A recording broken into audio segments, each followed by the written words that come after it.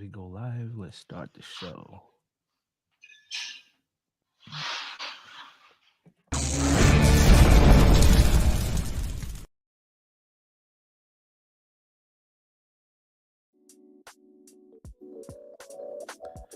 We're back again. Yo, we back. It's been like a 3-year hiatus. Lifing. Right. Life comes at you fast. Very fast. Man, oh man. Look, first before we even start the show, we want to welcome our new addition to the team, Kam Gee. Kam Gee, what's going on? Who's fighting? Yeah. Appreciate y'all bringing me on board. Hey, looking forward to it. Glad to have you. I be needing some boxing, some fight talk in my life. A little more of it. Oh yeah, for sure. Kam Gee, would you mind sharing with the audience what you do and your specialty and what you're bringing to this team? I'm a full-time personal trainer. Going into my 3rd year. Do currently train a couple of professional fighters, so we're still young in the game. I got one female amateur fighter, and I'm in these gyms. We working every day. Like, this is the fight game is my life right now. So, I'm living, breathing it. From the coaching side of it, but this is my life right now, man. I'm happy. Don't feel like I even work right now. I'm in it. I'm in the mix. So I'm drinking my coffee, by the way. I'm trying to stay in the game right now. That's what's up, man. When you can find something that fulfills your purpose and it don't feel like work, you on the right path. Oh yeah, man. I play all day, but we don't play boxing. Right. Well, yeah. Absolutely. Yeah, but it's love though. I enjoy every bit of it. Yeah. Yeah, man. LT.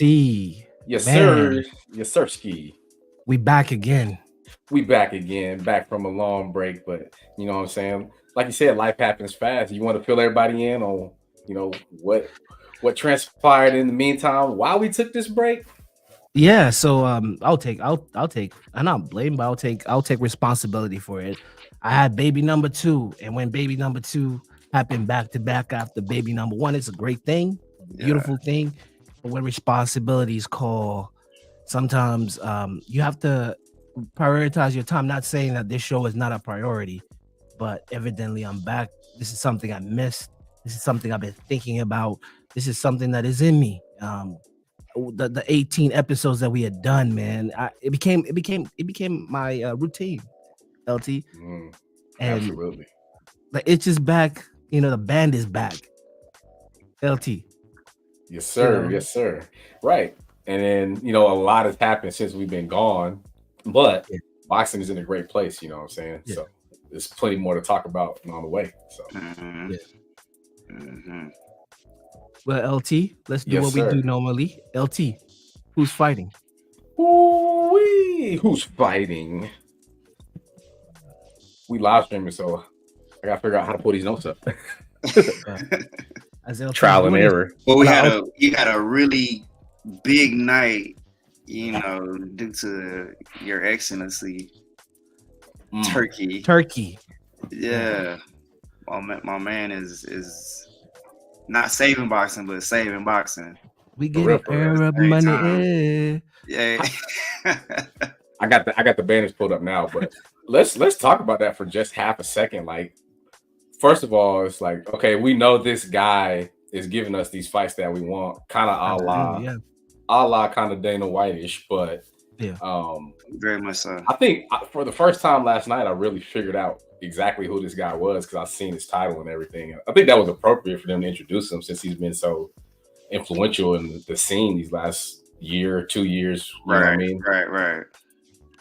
Do y'all remember his title? It was like Director of Sports and Entertainment of the Kingdom of Saudi Arabia. It got an official title, but he doing official business too. He's like the entertainment czar. So hey, he whatever he want to be called, man, I'm with it because he is throwing a bag at these guys, these promotion companies, these networks, and he's making these fights happen. Like, That was a great card last night, man. Like you Beautiful had card. hours of boxing, and it was beautiful. Mhm. It was beautiful. Absolutely. So we're gonna take it from the top. Crawford versus Madrimov for the WBA and vacant WBO light middleweight belts. Smoke. That was intriguing.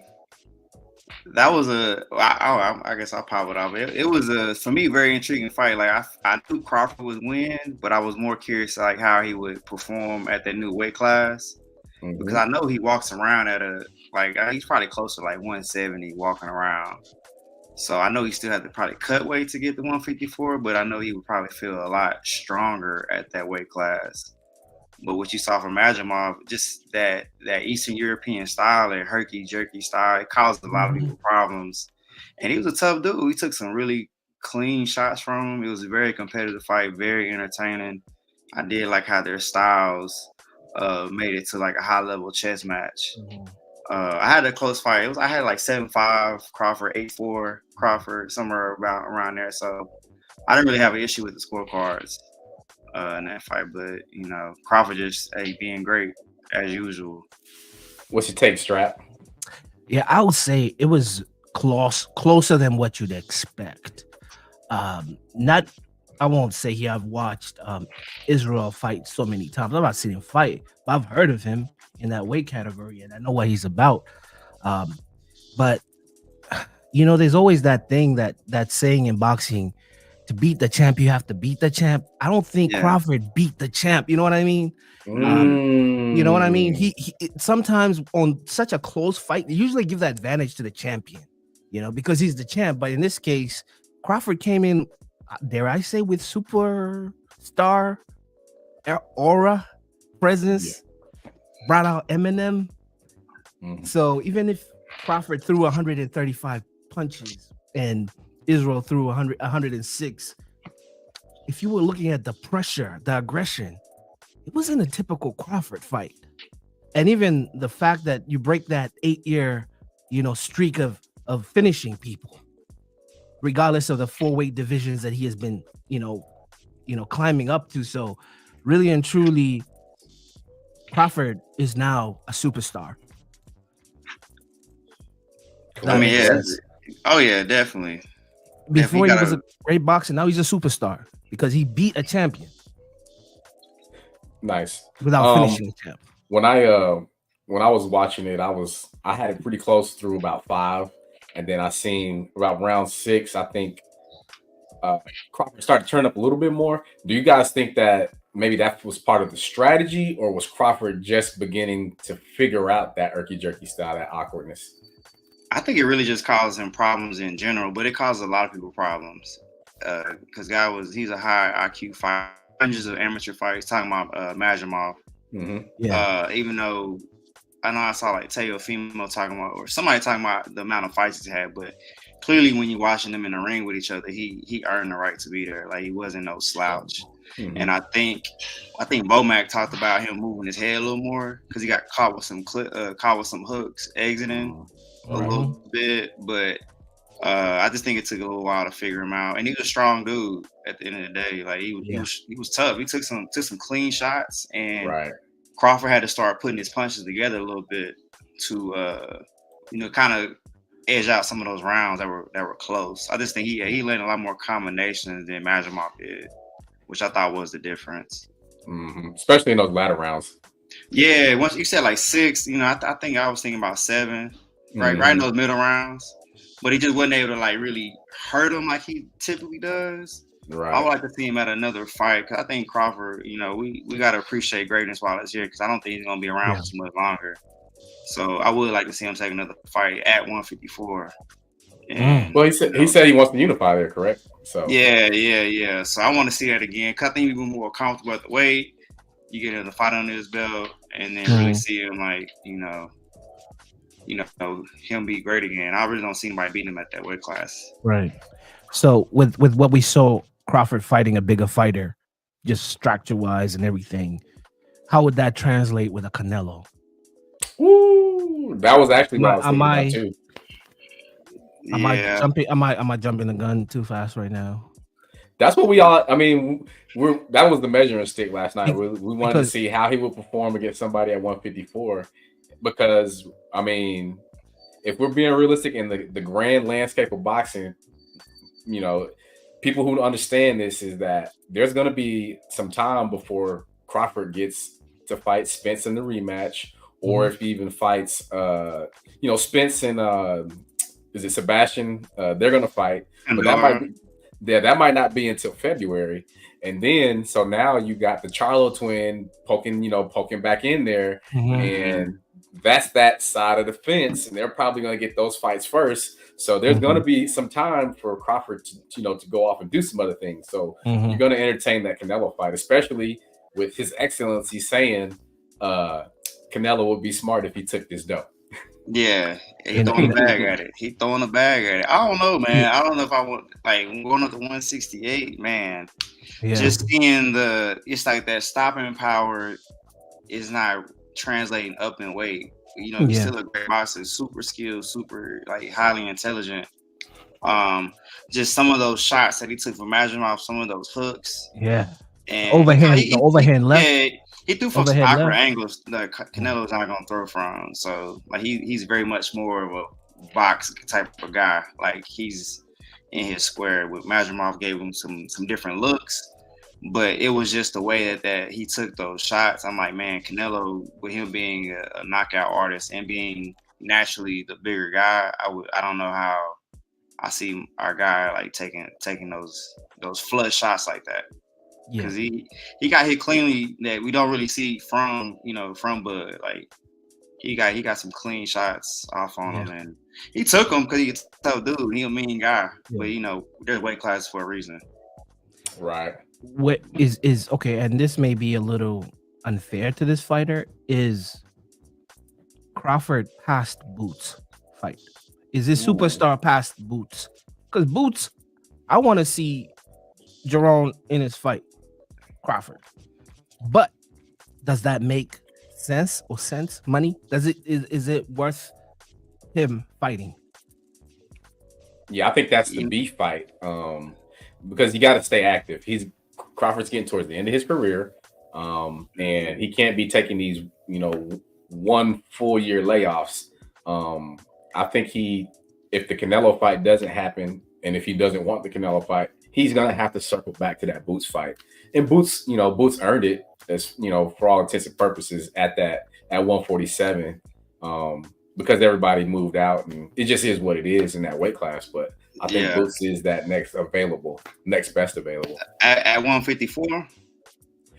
Both, honestly. I mean, okay. I don't think Crawford's going back down, but what I'm saying is, he earned that mandatory the number one contender, but right. So and where does Spence fit in this sequence? Does Boots have to fight Spence to get ready for Crawford, or is Spence even not a factor in this sequence? Nah, the timeline doesn't match up to me, because Spence and Fundora might not happen till February, and then the winner of that fight, I'm predicting, will fight Charlo. So who is champion in recess, that a lot of people are forgetting about. A lot of people just assuming he's retired, but he might be coming back for a payday. Yeah, we'll have to see if Spence gets back in the ring, man. To project anything out like that, we need to see him back in the ring. Is he mentally there? You know what I'm saying? Is he physically ready? That was one of those career-ending beatdowns he took. Yeah. Right. And he has everybody's respect, but it's we want to see you out there, because taking another tough loss, if he takes punishment, will be very tough to watch. Just being a fan of his.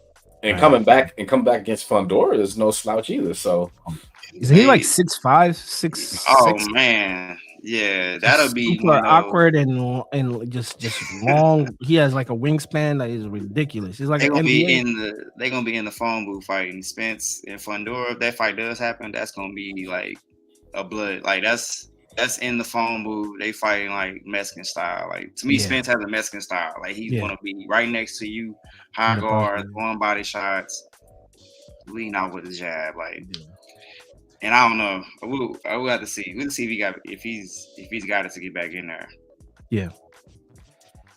Well, So it's so many ways to pivot in that little circle of a weight division. So I hope Crawford, he's getting older. He's 36, 37. 36. Yeah, how many big bags does he have for fighting? Like how many more opportunities does he get?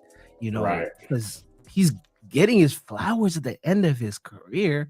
Correct. He's never really the big fight seller. That was his big. That was the rod. That's the stick they used to hit him with. Like he can't sell fights. But after he did that with the Riyadh promotion, he really doesn't have to be a character. He just has to show up and show out. Sometimes you gotta pop up, do the Kendrick, Right. and that's what he's been doing. But I think now it's becoming a spectacle, and I'm speaking from the casual boxing fan. I want him to go up because I want to see that big money fight, which is really Canelo. But my boxing brain, and I think it's not it. Man, that had to be like at 160, man. They talk. I saw Twitter Catch weight. about 168. Yeah, like a 165 or something. Just a fantasy fight at that point. Like, this is a boxer's fan fight. Yeah, dude. I'm sure we'll do predictions on that one in a future episode. I think we should keep it rolling because we can stay on this forever. Yeah. Facts. All right, let's jump into the highly contested bout on the evening. Andy Ruiz versus Big Baby Jarrell Miller. There you go. Yeah, the original Big Baby in boxing. The original Big Baby. So let's preface that because in my mind, this is kind of a full circle bout. If we remember, I actually seen Miller in action down at Mulvane at the casino, and he won his fight to become number one contender. At the time, it was going to be Anthony Joshua. Well, things happened. He popped dirty, and then Andy Ruiz was the last minute replacement, and he seized that opportunity. So here we are, 10 years later, and these two are facing off. So yeah, man. Let's cut it. Let's go to the real thing. They cheated Big Baby, man. let's call it. They cheated Big Baby. I don't know why. I don't know what the judges were on. It was not a draw. Yeah, it wasn't a draw. It was not a draw at all. But in my opinion, if he just throws a few more jabs, he might even get some knockdowns, but he wins rounds more decisively. Like, he walked him down the entire fight. Andy Ruiz on his back foot the whole fight. He had a couple moments in there where he landed some good shots, but I mean, he imposed his will on that man. And I've seen some fights like on some local events that went like that. And, boxing is just so wild when it comes to when you let things go to the scorecard. Yeah. So heavyweight boxing, you got to put guys on the ground. Can I go through the categorical rankings of that fight? So landed punches, Miller, 276. Ruiz, 207. High impact punches, Miller, 48. Ruiz, 32. Thrown, Miller, 663. Ruiz, 512. Pressure percentage, Miller, 55%. Ruiz, 44%. Aggression, Miller, 23%, Ruiz, 24%. How is that a draw? These are just the stats. Hey, man, boxing is crazy, man. You let stuff get to the scorecards, you never know what's going to happen. So you need to be scoring knockdowns or winning rounds decisively, like causing damage, cuts, because these are the things that judges are looking for, even though they're supposed to be, like Miller said in the post-fight interview, controlled aggression or effective aggression. And he showed that the entire fight, but apparently that wasn't scored as how he thought, or a lot of us watching the fight thought. I would say this is the best Miller I've seen prior to him getting caught with the PEDs. Like the Miller that fought Du Bois, I don't know. Yeah, that guy was kind of fat. No, I don't want to say fat, but he was out of shape. He was 33 pounds, I believe. Yeah, like, that's come on, that's boxing. Yeah. That's huge. Then he put Boots in his dad in his corner, one of the assistant trainers. Was training in Philly, so I think that it had a positive impact on him. I want I want to look at his stats. I don't know if he's thrown 663 punches in his heavyweight career. Maybe in his career, right? Yeah. Those are a lot of punches for a heavyweight, him especially, how big he is. A lot of pressure. And strong. Yeah. So what do you guys think this, where do you think he ranks among heavyweights now that he's re-entered the conversation? Ooh, that's a good question. Because he came in at he was recently before his hiatus, he was the number one contender. Right. Now he's kind of reestablishing himself. He beat a former world champ here. So the landscape of heavyweight isn't as wide open. I don't know. What do you guys think? Well, officially it was a draw with a former champion. You talking about Ruiz? Right. We know what we saw though. Mm-hmm. So I feel like a rematch is likely to unhappen. But if you put him in there with the other big baby, you have a big baby showdown. I don't think our little big baby is fooling with him just because of the size difference. Because we saw in his fight, which I'm sure we'll get to.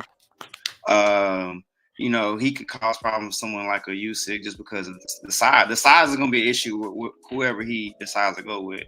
I think if he jabs, he gives every heavyweight an issue. Now, if he comes in on top, but that's the only thing I can see from his fight. Like I thought he did not use his jab enough. He was using his body to lean on him. But I'm like, bro, if you jabbing 5-6 more times around, like I feel like the gap, the what we see is a bigger gap, as far as winning rounds more decisively. Mm-hmm. So you got Dubois, Joshua, Usyk, Fury gonna come back. I mean, you gotta put them just outside of those guys. And that's what I'm saying. Yeah, those belt holders are clearly at the top, and then everybody else is like, it's cannibalism right there. Everybody's knocking each other off. What's crazy? Even you could throw in a wild card like Chisora, who's like I don't call him a gatekeeper, but that's a tough opponent after what he did last week to Joyce. Like the heavyweight is. I don't know. Chisora? Joyce? No, because what Chisora did to Joyce last week, he won. Yeah. So Chisora, there's so many weird. There's Joe Parker. There's so many people you have to go through to get to a Joshua Fury. There's a Joe Parker, very difficult fight. There's a Joyce. There isn't a Dylan. A Dylan White is a sneaky, powerful fighter. He's not a joke. He's not a slouch in that division. So the fighters from overseas. Here's my thought. So you kind of touched on it, because what was supposed to happen was this was supposed to be a setup for the battle of the big babies, and he vocally expressed this. But we're probably more likely to see that rematch. And if I'm Miller, I'd focus on former champs to try to, position myself for that title shot. Stay busy. Because if he's not focused on former champs, he's going to step in there, and there's a highly probability that somebody can catch him lacking. So that's size though, man. That's hard. That's hard to do. If you look at what Miller is really good at, and I'm going with Miller that fought yesterday and the Miller before the PEDs. We like Miller not as a knockout artist. He's like Ruiz. His hands are busy. He's deceptively very good. He's God-given talent. His combinations, throwing punches. Yes, it's death by 1,000 stings, but he throws punches. He's he's gifted at throwing punches. Man. And that sounds so crazy to say to me, because I've heard that punch to the body and I know what it sounds like in person, and that's just putting it in the context of the heavyweights. Man, heavyweight is different. Boxing is like a totally different sport, man. And Miller at his best, he's very gifted. He's gifted. It's just that he had unfortunate setbacks that really he was the guy who was supposed to test Joshua, but they brought a like for like in Ruiz, and Ruiz surprised the world in New York. But that bad. If this guy Miller comes in healthy again, in shape, he'll be a problem in the heavyweight. I just don't know how that quick hand, quick combination, deceptive big guy kind of moves good. How does that translate with a Chinese Zhang? Yeah. How does that translate with all these other people that bring you different looks? So I don't know. Yeah, even Anderson, how does that translate with an Anderson who's really a cruiserweight to me. He would be great as a cruiserweight, but stepping up, he's big. He's 200. He's big, but he's a good fighter. But yeah, these are big boys. These big bodies, man. These are big boys. Let's say skills pay the bills. Yeah, we can revisit that. Let's revisit that and move along because let's touch on it. Talking about Anderson, Big Baby Anderson versus a great fight. Bakole. It was a great fight. Strap, you start this one, Strap. I'll tell you this: I didn't know who Bakole was. I won't even lie to the world. I didn't know who this guy in Scotland representing Congo is. Yo, but when I saw him fighting, I swear to God, I thought that was George Foreman. Stiff jab, sneaky uppercut, very little torque on his punching. It's just a bulldozer running at you. Yeah, man. There was no like springing, and anything he was doing was all flat-footed, bro. But dangerous. Very dangerous. Very dangerous. I thought Anderson was susceptible to some of those shots he got caught with. I don't know what fight I watched of his last. I was like, man, he took some clean shots from a guy. Charles Martin. Really, was that who it was? Charles Martin. Dreadlock dude. Yeah, his last televised fight. And I'm like, man, he won the fight, but Bakole exposed him to scene. And he said in an interview, like, we were looking for those uppercuts. So they studied my man's, and he just came in with a lot of confidence, man. And he stuck to the game plan. Whereas I thought Anderson, if he sticks and moves, I feel like he can, navigate the size difference in some of those power shots, because I think he has the ability to do it. But like he said, he did not listen to his corner. And then he got with my man Sugar Hill, who's a great trainer. I think if he looks back at that fight, he spends no time on the ropes. You know what I'm saying? But there were some things Bakole did skill-wise, like he denied the clinch a few times. My man Anderson got on the ropes. He went to clinch him. He shrugged him off and got back to work. So I think Bakole is dangerous, man. I've seen some guys like just on some local events that are from the Congo. Man, these guys are skilled, man. They got good movement, good punch placement, power. I mean, that was very impressive, man. I really enjoyed watching that fight. I think I watched it standing up, matter of fact. Wow. The world knows who Martin Bakole is. I didn't know who this guy is. Hey, you know him now. You know him now. Is it fair to say that was a grown man versus a baby in the ring last night? Yeah, man. He was a big baby. I don't know. Unless you like 300 pounds like the other big baby, I don't know. I'm about to change that nickname. But let's not ignore the fact that Big Baby showed something in that fight that I'd never seen, because his big stick was his heart. After that that Charles Martin fight, where he says he didn't want to do stuff like that, and it was kind of like, was it Andre Ward or somebody was kind of like challenging his Roy Jones interview. Yeah, that Roy Jones interview was challenging if he's had his feet to the fire, and he kind of said something that kind of made him look like, bro, you've not gone to war yet, and I may be, I'm sure somebody in the court in the comments is gonna correct me, but I think that's fair to say though. Yeah, that's fair to say. And what he showed is he stood on his he held his candle. He was in the pot. He was not moving, and I'm like, dog, you're getting hit. Like, treat this, box with this guy. Don't try to exchange. Box with him. Use the ability that you have because you're in shape. He looks in shape. He doesn't look like a sloppy heavyweight. Do the Ali on Foreman. Work this guy. Make him drain. Let him get drained out so you could be who you are. But he stayed in. But he was like, bro, it was target practice for Bakole at some point, and I'm like, I respected it, but I felt bad. You're 24. You're getting hits What's the measurables on Bakole? Like, it just seemed it looked like a 275 pounds. 200. I think he came in 284. Yeah, he was like 84, 6'6".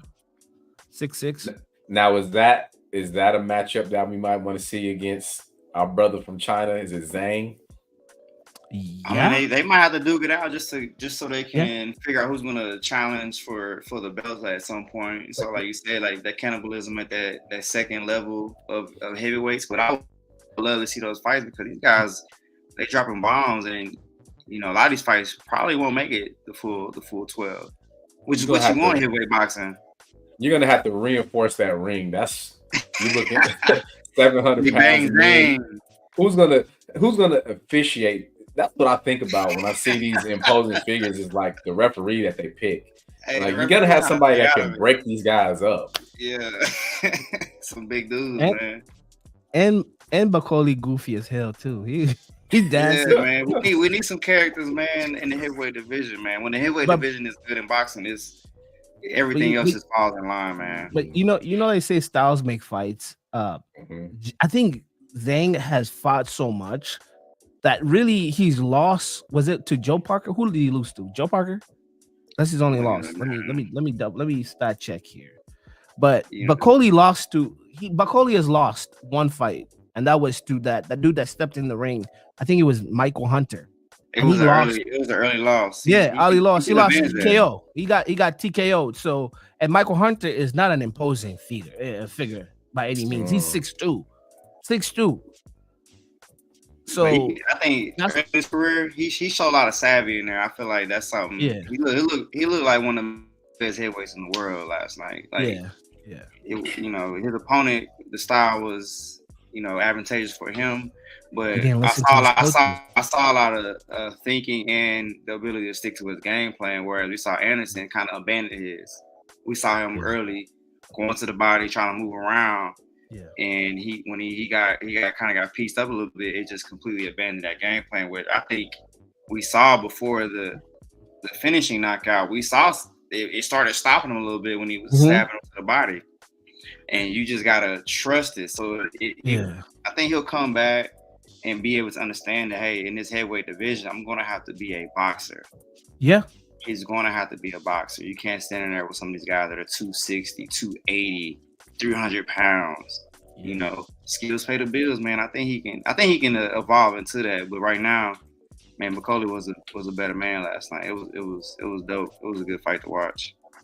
Yeah, and so where I watched it at, I had some friends in town, and so we were out and about, and so I had to watch it at the bar, so I couldn't really hear the commentary, which is sometimes good. The commentary is influential. But on the negative side, I couldn't hear the corner instruction in between rounds. Because I like to do that too. Are they listening to what the coach is saying? Is the coach giving good advice? Do I agree? But who am I? I'm a casual. Hey, let's move on to Cruz versus Valenzuela. Styles make fights in this one. That was an interesting fight. I was getting annoyed with Pitbull. Like, bro, throw a jab. Throw one jab. Like, it just Valenzuela had fought beautifully, man, and avoided a lot of those heavy, those wide shots that Pitbull likes to throw. And I feel like, man, I'm not really buying the hype on that, man. Like you lost to Tank, and that was what elevated him. You went 12 rounds with Tank, right? And I didn't really see the skills that are necessary to compete with these guys at the top level. Like, he's going to be able to knock out a lot of guys because he's constant pressure. Some guys can't handle it. But, Valenzuela, he's kind of had a tough stretch recently. And he showed a lot of focus, determination, and he relied on his skills. So you got to give him a lot of credit for that. And he made it be known, like, hey, we good right here. I got this. I'm going to show you how to stick and move. Exit and be defensively responsible. And he was a better man for sure. But Cruz got to throw a jab at some point. Throw a jab, bro. Do you think Pitbull is losing his aura as the little boogeyman? Because we've seen Tank do him. I mean, he gave Tank a hard time. So in all fairness, Tank injured one of his hands in that fight. Early on, but we up until this point, it seemed like that a rematch was very viable. And I feel like Tank made a business decision and let this run its course. So he didn't have to go. And the matchup though, like Tank is a better matchup. He's not a long, rangy fighter that he faced last night, where you know, you're in there together. You got a chance. You within striking distance. So I was into the school of thought that I still think yesterday's fight could have it was a split decision, but I'm in the school of thought that still Isaac Cruz is a bad man, and people you win some, you lose some. If they fight like 10 out of 10 times, how many times do you think Isaac Cruz is losing that fight? To Venezuela or to Venezuela? Oh nah, he didn't have any skills for him, bro. Like he didn't really display anything that made me feel like a rematch is warranted, or you know, to me, I just thought he was outboxed consistently. Round. It would have to be a Maidana-esque performance where you just smother that guy. He can't get to his range. Because what I'm leading to is I still want to see Cruz fight the Shakur Stevensons of the world. I still want to see Cruz fight David Haney. I want to see them go through that test because Cruz is a like for Tank in a weird way for me.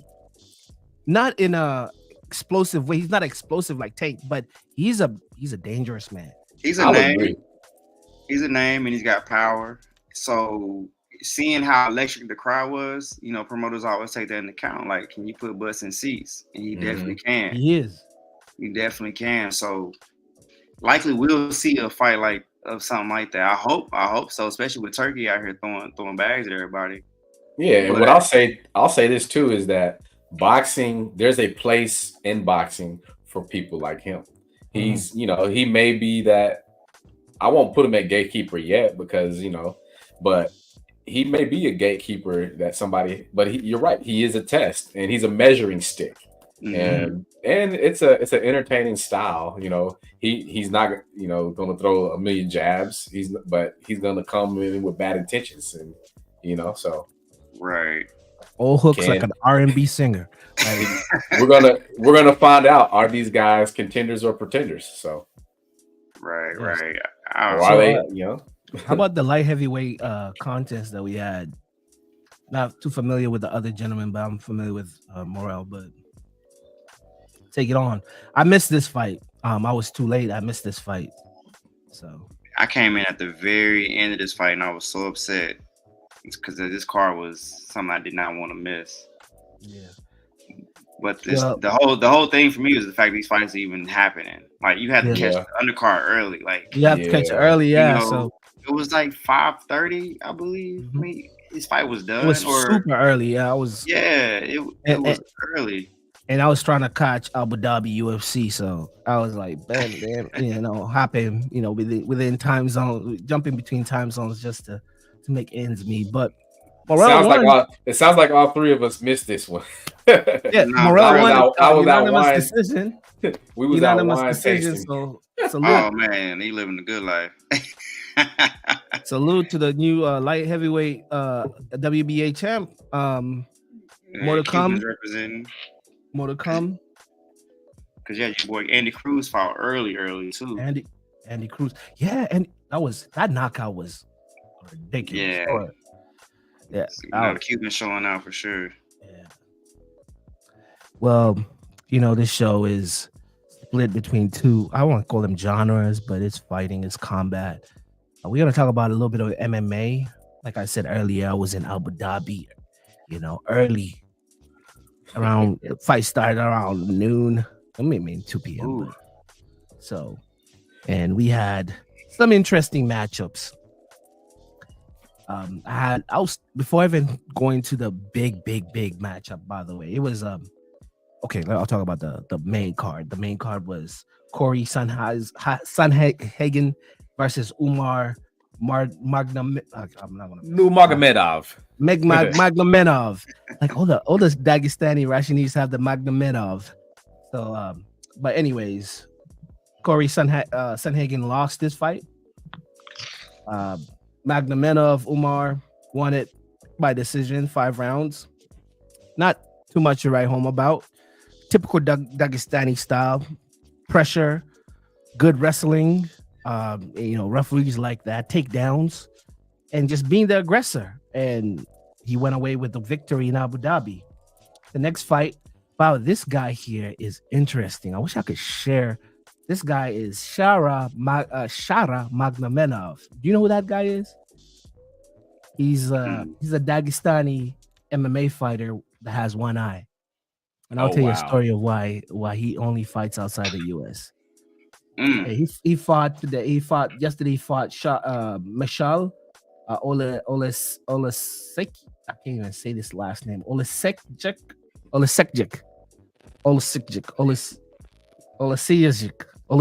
I want to say like a Polish person. Olesek. But anyway, Shara is the interesting person here, and I'll show you who Shara looks like, bro. He is an interesting person. He is a one-eyed fighter, and my man cannot fight in the U.S. Let me see if it will let me do this. Yeah, it was like you can't get a license fighting. Exactly. So he has to fight. He has to fight in Abu Dhabi. Let me know if you guys are able to see this. Are you seeing this guy right here? As you guys see all my okay. This is him. He's a red bearded Russian Dagestani fighter. Interesting story. Cannot fight in the US, cannot get cleared to fight here. So whenever UFC has bouts outside the country, he gets his in, and he's a bad man. He's undefeated so far in the UFC, but he can't make his way stateside. So he got to be a little crazy to do UFC anyway, but to do it with one eye is next level. I know.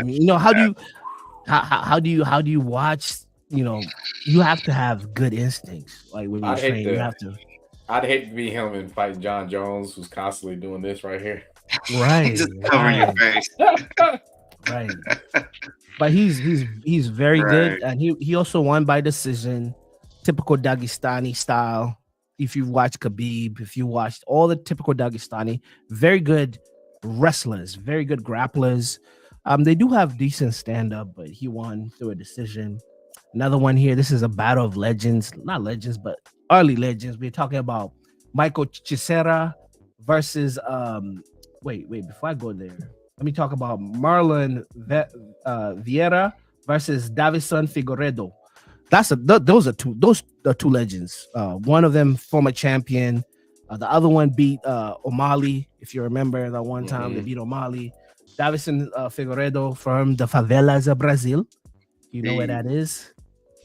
Champion, amazing fighter. Was this the first O'Malley? Was that O'Malley's first loss? That's the so Marlon I can't say these last names. Vera. Marlon Vera was the one that gave him the first loss. But anyway, in this fight, Marlon Vera is from Venezuela and the other guy's from Brazil, favela. By the way, Figueiredo won that fight by decision. A lot of these fights in Abu Dhabi were by decision. So I watched it. Didn't have too much to write about. If you know these fighters, you know how they come. Strategic, leg kicks, punch here, take you down, do all sorts of stuff, just to get that win. This is the legend fight here. Tony Ferguson, the legend. That's a certified UFC legend. Tony Ferguson, the bad man himself, versus Michael Chiesa. Michael Chiesa submitted him in round 1. Wow. What happened, what was so monumental in this fight was a glove was thrown on the floor. So remember, on that day, August 3rd, it could be possible that Tony Ferguson, one of the baddest men in the UFC, just retired. Well, he threw one glove. He said he's thinking about it. So, he gotta think about it. He lost his last 8 fights. Yeah. So he said he has to go home, ask his wife, see if he has to reconsider himself. He need to tell him to reconsider. Yeah. Eight L's in a row. I'm out, man. It sounds like he's been chasing that one to ride off into the sunset on. No, I can't. Like, you gotta leave the gym on a made shot. Yeah, you might. And that's a good topic for a podcast. When do fighters know it's done? Because we see Mike Tyson, we see Holyfield, people pushing into their 60s trying to get that last hurrah, that last sound of the crowd screaming. That it's addictive. It's so much that goes into fighting that I don't know, but I could only imagine. Like, when do you know it's over? Look, man, we might have to bring some fighters on to go into the mind of some of these guys, because like Andre Ward. I love Andre Ward getting out before, his skills deteriorated. Like, and you have someone like Roy Jones who continued to fight and it hurt to see that. You see some of these guys, like your man right here, 8 L's in a row. Like, you had a great career, and so that is you name some names, because I'm thinking about all of that as I'm watching the Terence Crawford fight. I can't help but say, as I'm watching last night, I can't help but judge what will he look like against Canelo, and then I can't help but think about the punishment that Roy Jones took by the Magic Man. You know what I'm saying? And how that changed the trajectory, and how people remember Roy Jones is my GOAT regardless, but there's another generation that only remembers the end of the career. Like, exactly. So that's a good deep dive if we ever have time to get into that. But man, that's all mental. Sometimes those pockets. Yeah. So let's get into maybe I didn't put this in the banner, but let's talk about the women. Mackenzie Dern versus Lupita, by the way. Gordine, she's from Mexico. Mackenzie is American Brazilian. These two ladies went at it. Great fight, 3 rounds, and then Dern got the decision. I watched the fight. Like I said, UFC is not like boxing. I could get into the X's and O's of it, but you don't want to hear me talk about it when you could see it.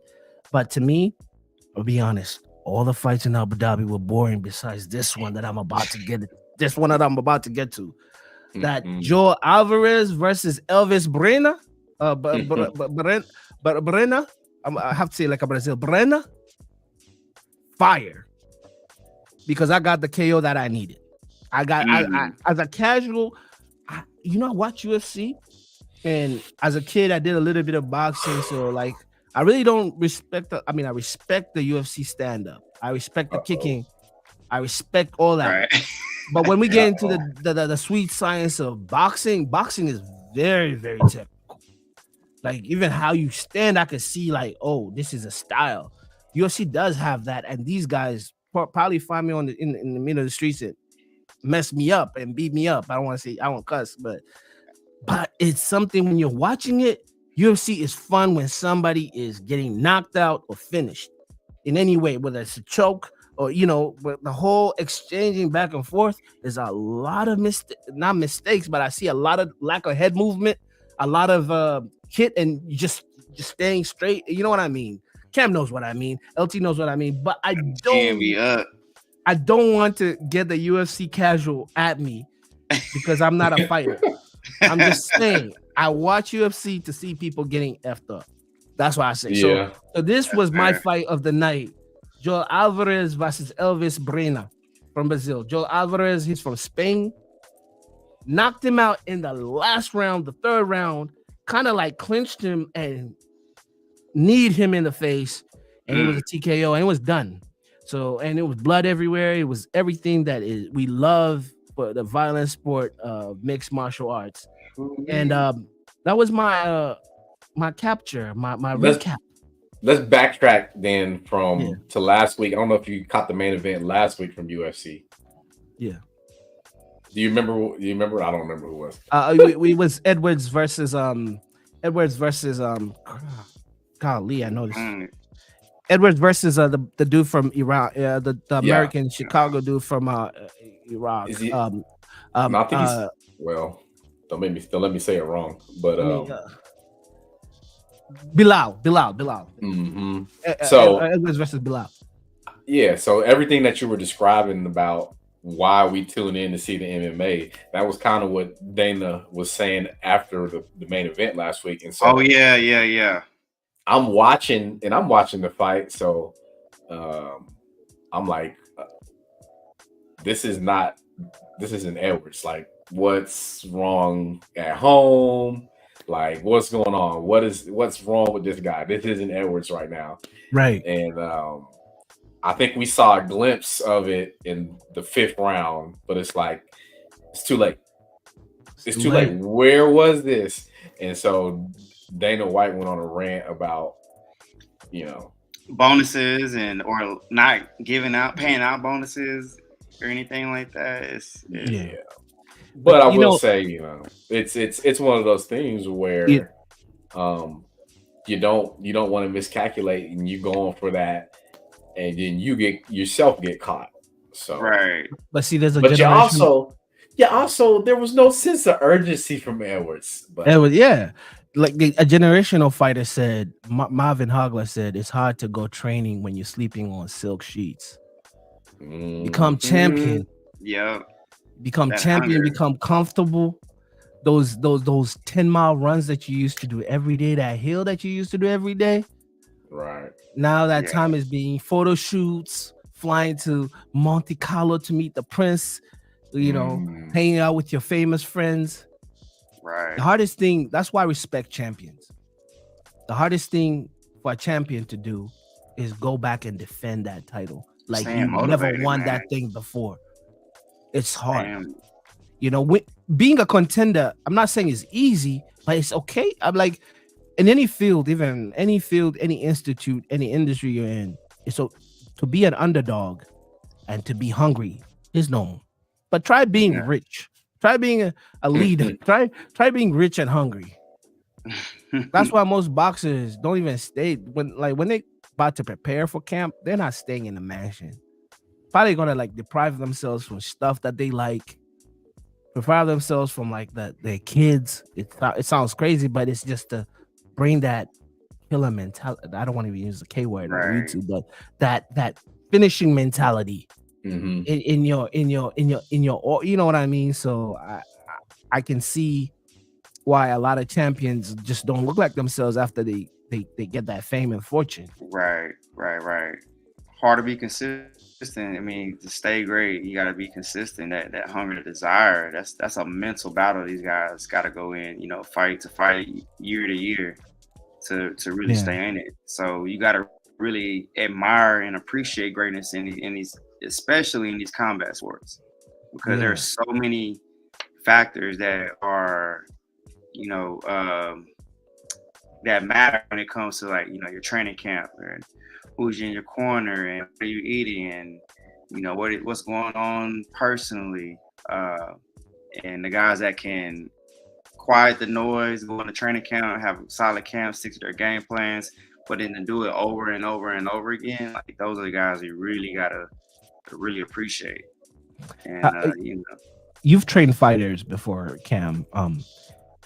Can you just give us a quick rundown on the psyche of a fighter during training camp? And let's use a time period of suffering. 3 weeks to the 3 weeks to the fight. 3 weeks to the fight. Yeah, suffering. The last week, you're not going to do hard stuff. You're just doing PR and press and stuff and that. But 3 weeks to the fight, what's the psyche? Is it fear? Is it doubt? Is it, am I prepared? What is in the mind of a fighter from the fighters that you've trained? Really just going there and to be at your best at the right time. At that period, you're probably still doing some hard sparring, you got a lot of hard work getting in. So you want to be trying to get to your peak at fighting. You don't be peaking 3 weeks out, because it's such, depending on if you're trying to cut weight, that's a big battle, which I battle with that myself, as far as guys draining, because it can be dangerous.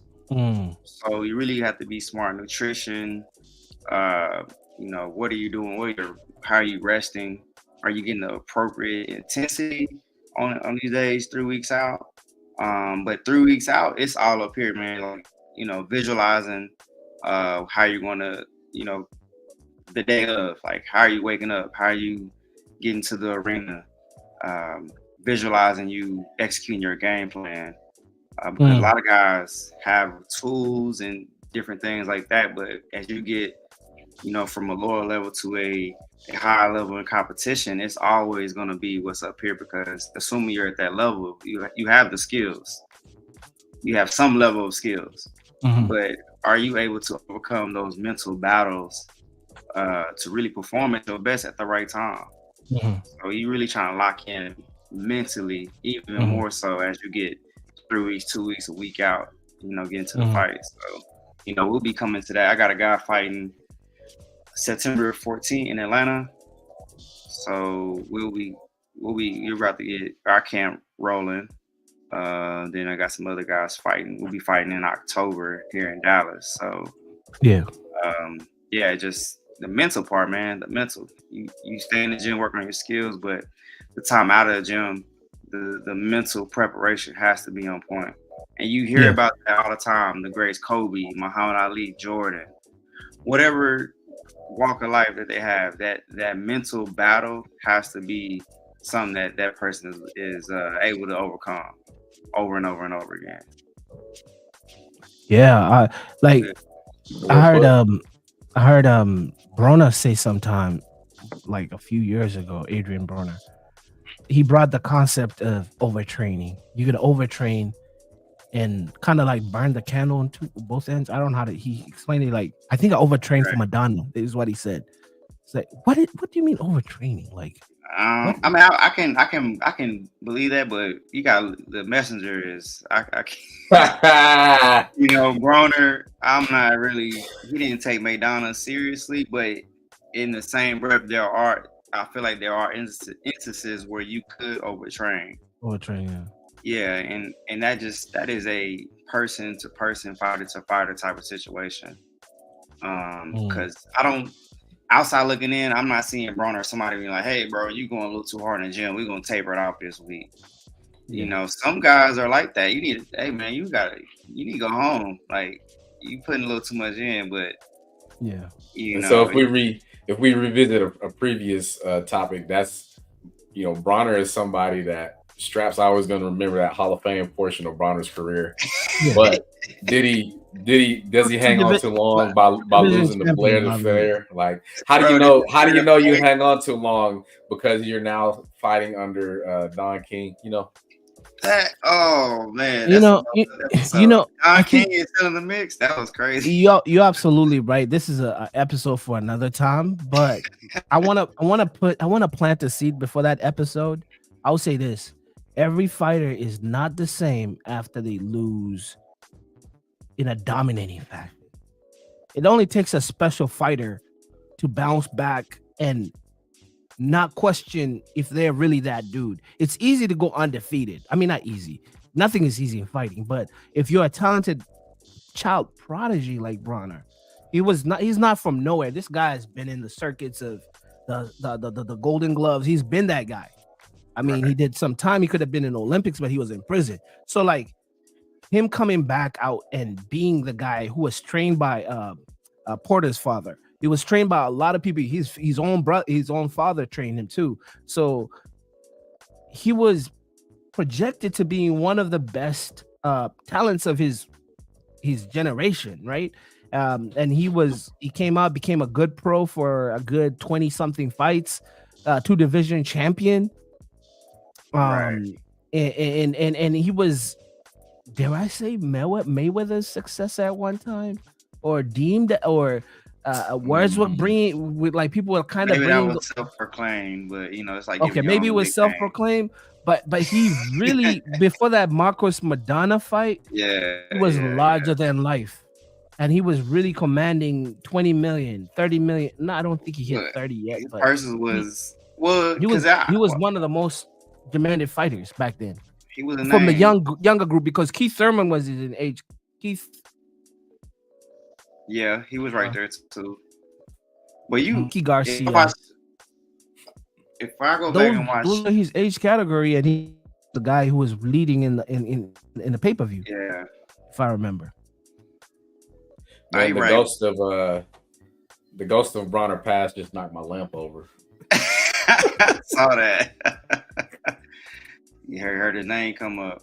But I would say, anybody, if you can recall, go watch Paulie Malignaggi versus Adrian Broner. I feel like that's when the steam started letting out because I really felt like Paulie Malignaggi just pillow slapped him the whole fight and won that fight. But that's like I said, that's a whole nother topic. When they were fighting for the girlfriend. Yeah, you remember that? Yeah, that was like 11. I think it was 2013. Yeah. So it was like that. Yeah, it's crazy to think that was that long ago. But yeah, man, you got like I said, it's a mental battle. You know, if he's overcoming that mental battle, we're talking about Adrian Broner being one of the greats. You know, great welterweights of our lifetime, great lightweights of his generation. We missed it. We missed that. We were robbed a little bit. Yeah. So. But yeah, I mean, I think we've covered what we had to cover today. It's a new setup. We have a whole new system. There will be times because we are live streaming. There will be times where I'm kind of freezing, lagging, but we'll do a little bit of post production and re-upload the videos. It's beautiful to have this situation again. I feel motivated, rejuvenated, ready to camp, sit down and watch film again and just reassess fights and just watch some of my takes. I'm sure my co-hosts are on the same vibes. But before we conclude, I mean, everybody say their last word. See how that goes. It's good to be back. Yeah, it was great. Hey, I'm with it. I'm with all the fight talk that I can handle right now. So, hey, good to see y'all boys. I'm ready to keep it pushing. And it gives me a reason to put my office space to use. It's just been dead space. I don't really spend much time in here, but now yeah, I'm man, I have to get my stuff right. Yeah, I'm gonna get mine. Cam, we're in a new space over here, so we'll get it together, man. Appreciate y'all boys. So Cam, get used to this, man. This is fun, man. This is fun. It's fun. I'm with it. Good boxing banter. I'm with it. Yeah. As we conclude the day, episode 19. Hey. Cam, until next time. Who's fighting? We never did like this, Strap. We never did it like how do we do it? You be like LT. LT. Who's fighting? Who's fighting?